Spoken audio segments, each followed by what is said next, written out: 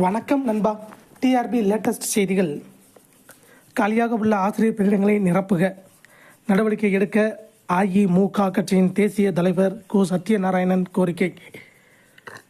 அஇமுக கட்சியின் தேசிய தலைவர் கு. சத்யநாராயணன் வெளியிட்டுள்ள அறிக்கையில் கூறியிருப்பதாவது: அரசு பள்ளிகளுக்கு 2768 இடைநிலை ஆசிரியர்களை தேர்ந்தெடுப்பதற்கான அறிவிப்பு கடந்த பிப்ரவரி மாதம் வெளியிடப்பட்டு ஜூலை 21 நாள் போட்டித் தேர்வுகள் நடத்தப்பட்ட நிலையில் அத்தேர்வுக்கான விடைக்குறிப்புகள் கூட இன்னும் வெளியிடப்படவில்லை. அரசு கல்லூரிகளுக்கு 4000 உதவி பேராசிரியர்களை நியமிப்பதற்கான அறிவிப்பை கடந்த மார்ச் 14 வெளியிட்டு ஆகஸ்ட் 4 நடத்தப்படவிருந்த போட்டித் தேர்வுகள் ஒத்திவைக்கப்பட்டு விட்டன. அந்த தேர்வுகள் எப்போது நடத்தப்படும் என்பது குறித்து ஆசிரியர் தேர்வு வாரியம் தரப்பில் எந்த செய்தியும் இல்லை.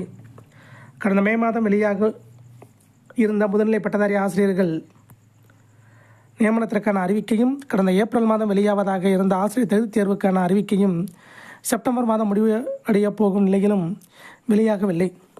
அதேபோல் தமிழ்நாட்டில் 13,000க்கும் கூடுதலான ஆசிரியர் பணியிடங்கள் காலியாக இருக்கும் நிலையில் குறைந்த எண்ணிக்கையிலான பணியிடங்களை மட்டுமே நிரப்பப் போவதாகவும், மீதமுள்ள பணியிடங்களை நிரப்ப நிதியமைச்சகம் ஒப்புதல் அளிக்கவில்லை என்றும் பள்ளிக்கல்வித்துறை தரப்பில் அறிவிக்கப்பட்டுள்ள தகவல்கள் நிதி நெருக்கடி ஐயத்தை உறுதி செய்கின்றன.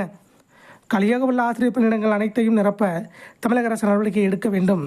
இவ்வாறு அஇமுக கட்சியின் தேசிய தலைவர் கு. சத்யநாராயணன் கூறியுள்ளார். இதேபோன்ற டிஆர்பி ரெக்ரூட்மெண்ட் மற்றும் ஜாப் அப்டேட்டுகளை தெரிந்து கொள்ள நம்ம சேனல் சப்ஸ்கிரைப் பண்ணுங்கள், ஷேர் பண்ணுங்கள், லைக் பண்ணுங்கள். நன்றி, வணக்கம்.